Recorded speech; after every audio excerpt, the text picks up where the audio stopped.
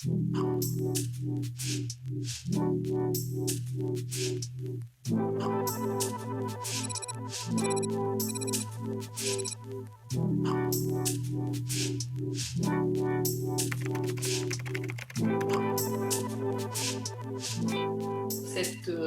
crise sanitaire, pour moi, elle vient s'ajouter à de nombreuses autres crises, comme la crise démocratique, la crise environnementale, la crise démographique aussi, une crise économique, crise sociétale.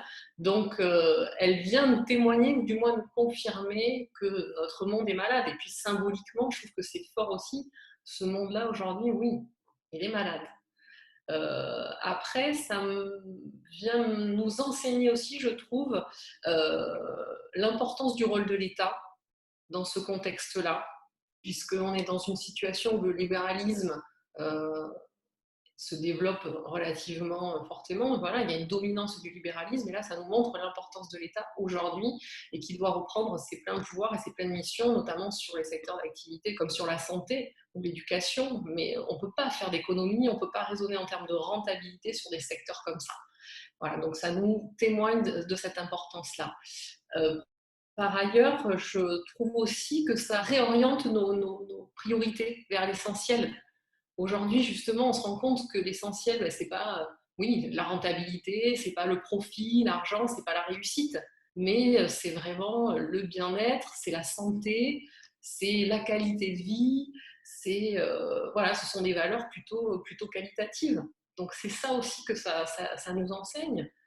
Et puis à un autre degré, ça témoigne aussi de notre vulnérabilité, de notre dépendance, et qu'il nous faut finalement changer de modèle, aller vers un modèle plus résilient, retourner sans doute vers un modèle économique et une économie locale sur ces éléments-là. Et puis peut-être pour terminer, je dirais que ça met en valeur les inégalités dans la société en montrant la vulnérabilité de certaines populations, certaines franges de la population, comme oui, les sans-abri, les migrants ou les travailleurs précaires. Tout. Elle peut permettre de tout changer. Ça serait l'occasion, je dirais. Parce que comme c'est notre modèle de société qui va mal, justement, et que tout est lié, que ce soit le politique, que ce soit l'économie, que ce soit le financier, c'est l'occasion de changer notre modèle de société, qu'on aille vers un projet de société qui soit plus vertueux. C'est l'occasion aussi, un projet de société où ça ne soit pas l'argent et le profit qui soient mis au centre, mais précisément la qualité de vie, le bien-être et la prospérité. C'est l'occasion de basculer vers ça. Des modèles économiques, c'est pareil, ça serait l'occasion de plus faire un focus sur nos richesses, j'allais dire quantitatives, sur des indicateurs quantitatifs et financiers, mais plutôt de basculer vers des richesses, vers une richesse qualitative, de bien-être, de bonne santé de la population, de bonne santé de la terre, j'allais dire aussi. Euh, et puis de revoir notre système monétaire, c'est évidemment l'occasion également, parce qu'on va voir dans cette situation-là que notre dette va se creuser, et quand on sait que finalement c'est notre système monétaire qui crée lui-même la dette, c'est peut-être l'occasion de repenser tout ça et ce financement-là qui se fait aujourd'hui principalement par les banques privées et qui fait qu'on a des taux d'intérêt relativement forts, et voilà, on ne peut pas continuer comme ça à creuser cette dette de manière indéfinie. Donc c'est l'occasion aussi de repenser, de changer ce système monétaire. Je crois que là, chacun a effectivement un rôle à jouer. Alors, dans l'idéal, ça serait que les pouvoirs publics, en premier lieu, changent d'indicateurs. Des indicateurs, aujourd'hui, c'est ce qui oriente vraiment notre économie.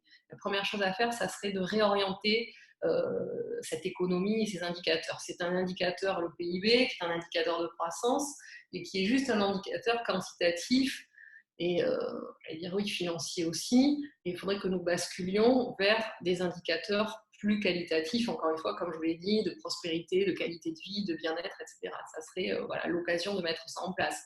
Je crois qu'il y a un vrai travail à faire au niveau des collectivités locales, avec les citoyens, avec les entreprises, pour recréer un territoire résilient.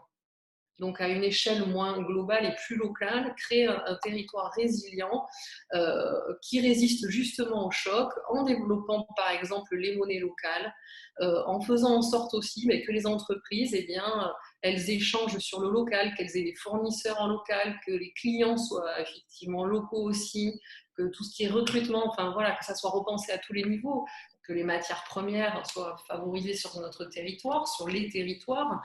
Voilà, et tout le monde a son rôle à jouer, je pense, sur ce volet du territoire résilient, les citoyens aussi, voilà, pour qu'on refasse fonctionner cette économie locale. Avec les entreprises, bien sûr, il faut qu'elles jouent le jeu et que les banques puissent accompagner aussi ce phénomène-là.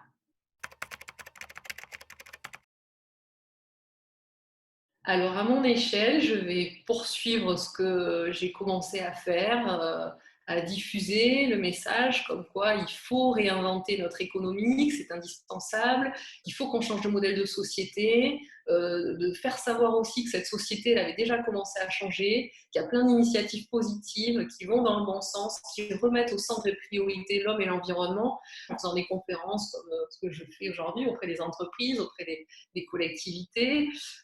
J'enseigne aussi, donc ça, je pense que c'est important pour toucher les jeunes générations et les étudiants, donc continuer et poursuivre l'enseignement. Après, je me suis impliquée aussi au niveau de ma commune, voilà, au niveau politique, ma petite commune, pour essayer d'apporter, d'investir sur ces changements-là en local, essayer de voir comment on peut mettre tous ces éléments-là en pratique. Tous ces gens-là qui veulent créer ce nouveau monde-là, ils sont éparpillés et je crois que c'est très très important d'arriver à rassembler tous ces gens-là. Et donc voilà, je suis en train de travailler sur un projet avec 2 autres personnes sur comment on peut rassembler tous ces gens-là qui sont éparpillés, qui ont envie de créer ce monde de demain. C'est important de se rassembler, d'être identifié. On sera sans doute plus fort pour arriver aussi à être plus force de proposition et à faire basculer les choses.